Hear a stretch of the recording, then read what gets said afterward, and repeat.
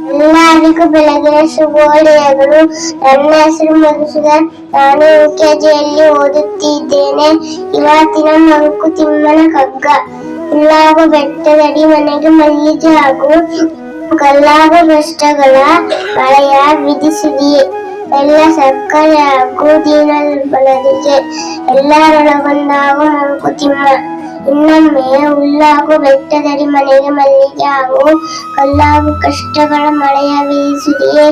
ಎಲ್ಲ ಸಕ್ಕರೆ ಹಾಗೂ ದೀನ ದುರ್ಬಲರಿಗೆ. ಇದರ ಅರ್ಥ ಎಲ್ಲರಿಗೂ ಒಂದಾಗುವ ಸ್ವಾರಸ್ಯಕರ ಬದುಕಿನ ಗುಟ್ಟನ್ನು ಗುಂಡಪ್ಪನವರು ಇಲ್ಲಿ ಹೇಳಿದ್ದಾರೆ. ಎಲ್ಲರಿಗೂ ಶುಭ ದಿನ.